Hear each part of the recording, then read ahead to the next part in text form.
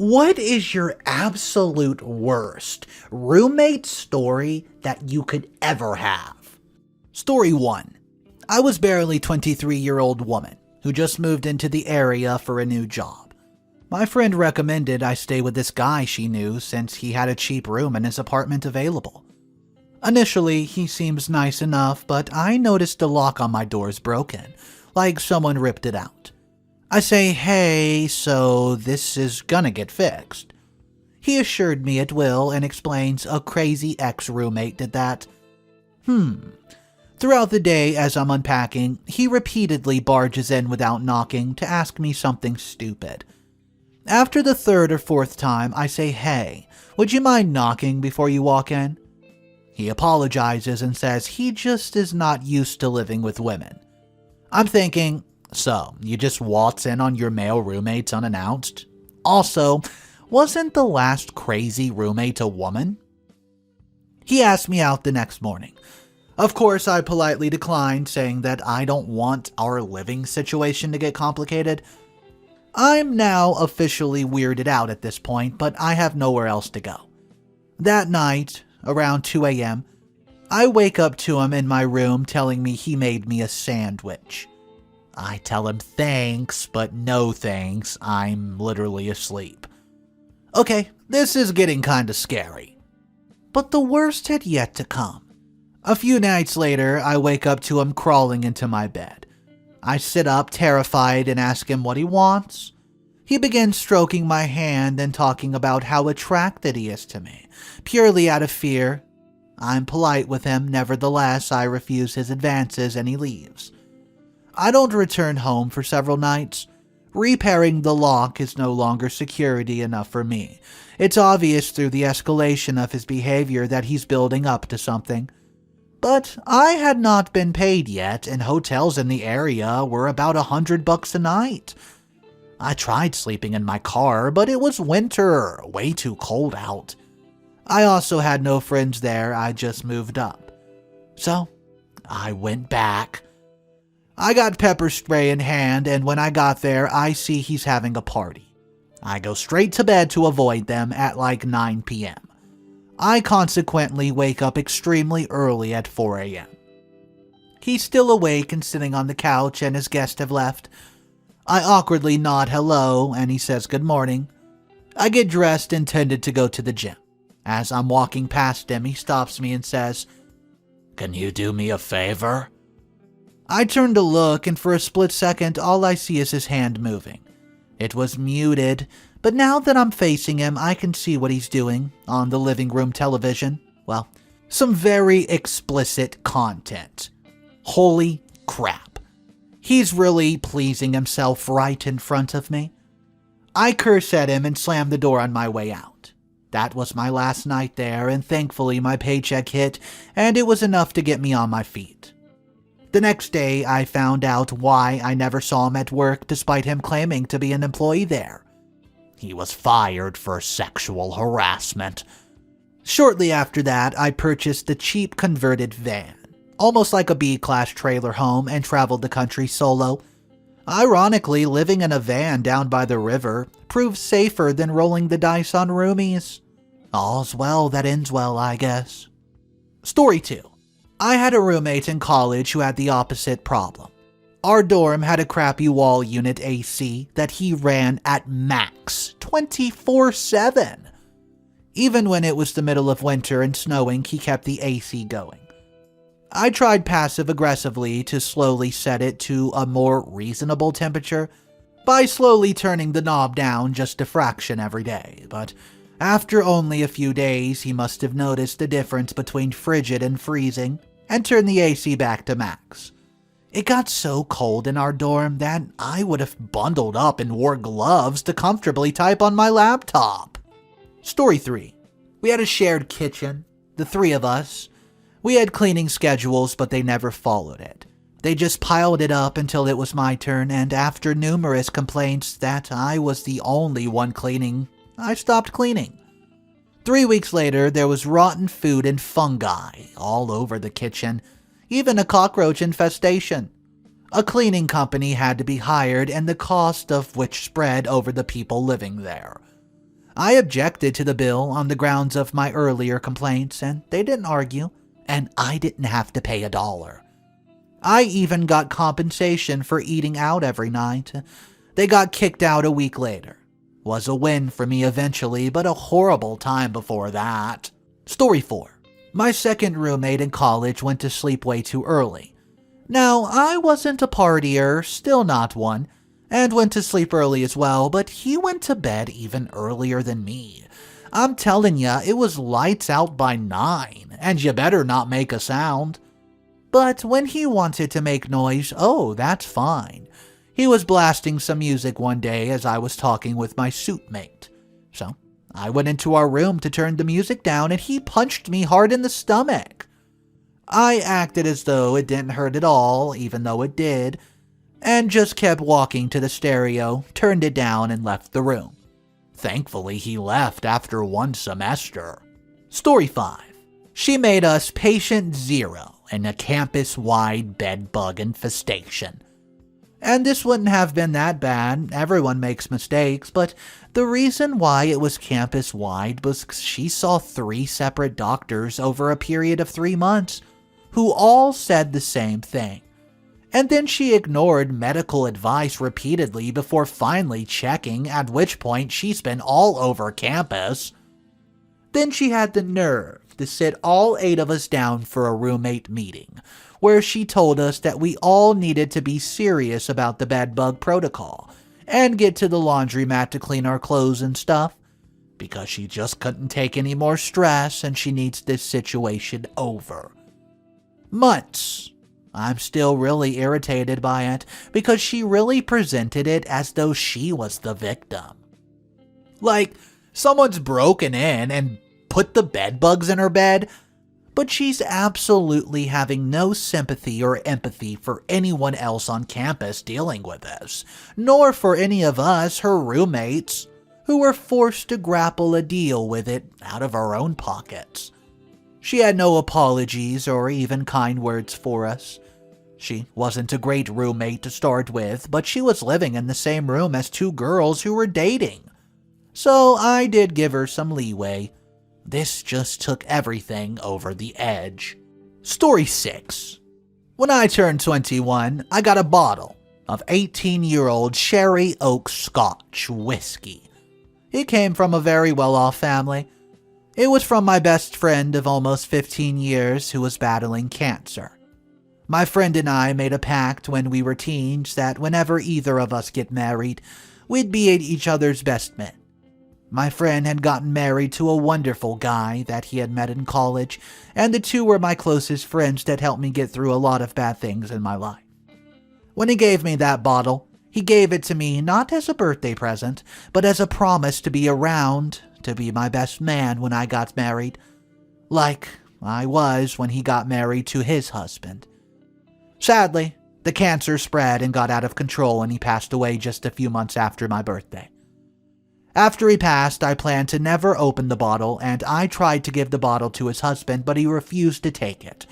Told me that my friend meant the bottle to be for me, not for him. So, I kept that dang bottle tucked away in a steamer trunk in my closet. And I tell you that to tell you this. One day I come home to find my drunken roommate passed out on his recliner.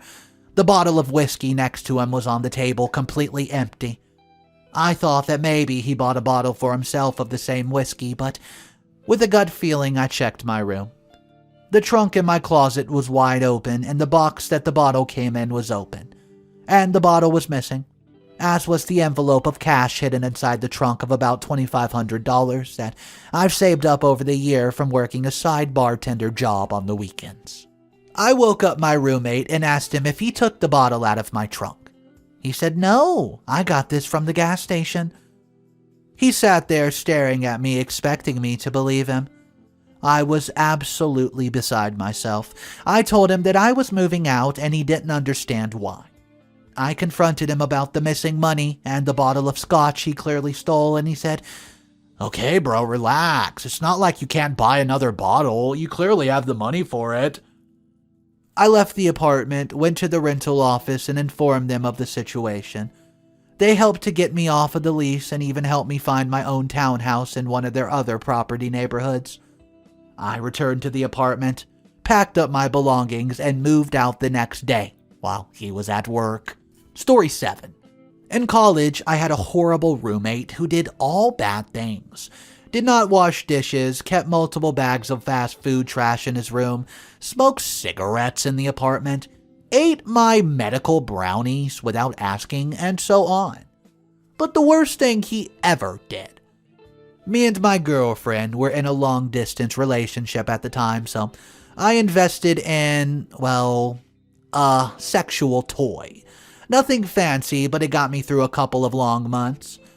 After using it, I always made sure to wash it and powder it with cornstarch, which keeps the silicone from degrading and makes it more, better quality.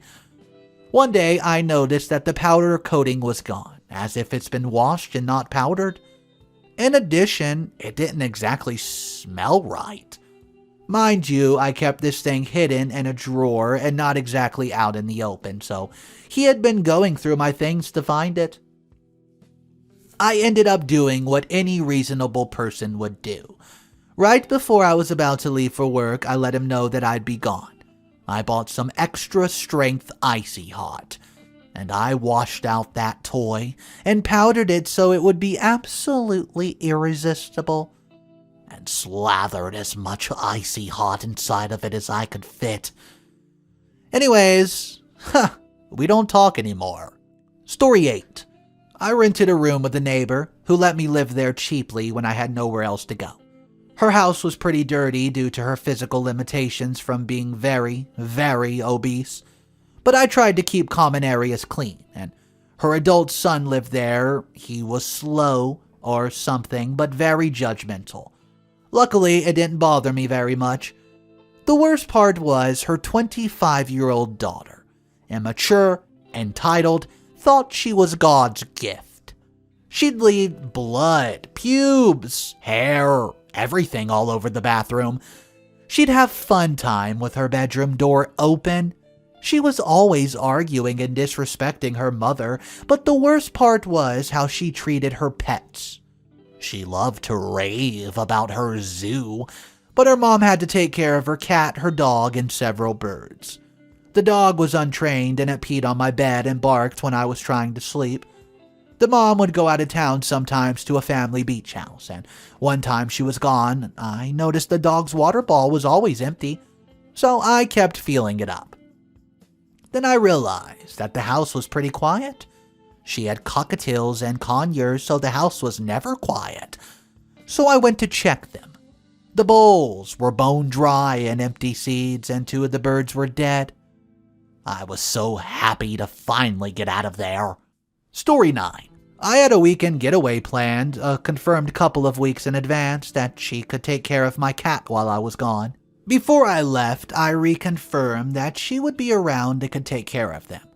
Wasn't uncommon for me to do all the kitty duties, which I didn't mind at all, but because I was used to being on top of it, I wanted to make sure she had it all under control. Guys, I got back after 3 days, and clearly no one had been in the apartment for at least a couple of days. The cats had no water, the cats had no food, and had been clawing at the door enough to chip a bunch of the paint off of it. I texted her and asked her if she's watched the cats. She replied that she decided to stay with her boyfriend for the weekend, completely oblivious to the fact that she'd abandoned 2 helpless animals. I asked if she even realized the cats had no food or water in days. This is her reply. "Oh, they're just cats. They're fine." I asked her to move out and also if I could keep her cat because I was worried about her ability to take care of it, of another creature, both of which she agreed to. Some next level loser crap to do that to creatures that are dependent upon you to survive. Story 10. My boyfriend had her first husband stolen by a mutual friend of ours. The friend, having stolen someone's husband, was immediately insecure. She was worried she wasn't good enough, worried that she'd get cheated on. Best friend did not go back to their shared home for a while after they split. When she went back a week later, she found that her husband and his new girlfriend had gone through and taken anything of value, left a bunch of trash, and her underwear had even been stolen. Later, she confirmed that the new girlfriend had taken it and was wearing it. It was way too big, so the new girlfriend tied knots in it to make it fit. They had stolen enough stuff that they could have bought her new fancy underwear. Oh no! This chick wanted to wear the wife's underwear. Story 11. There's two of them. The first one was my freshman year of college. He was a friend from high school, and there were three of us renting 2 bedrooms. My close friend and I shared a room, and he had the other. This person would not sleep in his own room. He'd just sleep on the couch downstairs in the living room. He put his computer in the living room and would just sit there smoking marijuana and playing RuneScape all day, leaving his filth everywhere. He was also low-key a racist and high-key a homophobe, but we think it's because he was a closet gay living in Texas. The other, gosh, I get so mad thinking about him. We were friends from another neighborhood we lived in during high school, but this was years later in our early 20s. He got dumped a year or two before and had to be bailed out of his apartment by his parents. They had property around the city, so they let him live in one of their houses rent-free while he just ducked around and smoked marijuana all day. This dude was afraid to be alone. Him and his big ol' husky would sit in the living room all day, where he would sell more marijuana and have people over in what felt like shifts, so he wouldn't have to be alone with his thoughts. He'd randomly walk into my room and say, "Hey bro, where's the chicks at?" While expecting a genuine reply why I didn't have girls coming over to talk to him, he would throw me in Tinder groups. Remember that? And when the 24-hour period would pass and the group dissolved, he'd put me in again. I hated this dude. Our friendship was completely ruined. I never left my room, not even to eat. I was like 20 pounds underweight when I moved out. I don't hope anything bad happens to him or anything, but my goodness, I hope he has chlamydia or something. Story 12. She would invite people over with no notice, even during COVID times, or when we were sick. I didn't have an issue with people coming over, I just didn't want to be surprised by it. She would meal prep for the week, always on the day that I had deep cleaned the kitchen. She never cleaned any shared spaces and rarely cleaned her room. Found dishes with moldy food in her room often. She would leave and not come home for days at a time, leaving her meal prepped food in the fridge for us to clean. Made even worse by the fact that we were vegetarian and she always cooked meat. Found coffee that had been in the fridge for so long that it actually had moving organisms in it. Brought home a fish that she didn't know how to take care of. It was bloated and we had to nurse it back to help with no help from her. Brought home a kitten from a stranger at a Jack in the Box restaurant without talking to us about it or taking into account that we already had a cat and dog that don't do well with other animals. Then, after I told her that a kitten requires a lot of attention, she actually needed to be home at the very least 60% of the week. She followed that advice for approximately 1 week before deciding that she should go back to her old habits of not coming home for 4 to 5 days at a time. So consequently, that cat became horrible. It constantly attacked the other cat and dog, ripped up the carpet in our apartment that I'd paid a deposit for by myself when we moved in, and caused me to lose the deposit. Though she did eventually pay me back for that, so I guess that earned her some sort of credit. And then, when we moved out and left a ton of her stuff in the apartment for us to get rid of, also told me that she cleaned her room before moving out when she clearly didn't even touch it. I spent 3 hours cleaning her room after so we wouldn't get charged a cleaning fee. She also complained multiple times that the apartment did not feel like her home, and blamed me for that.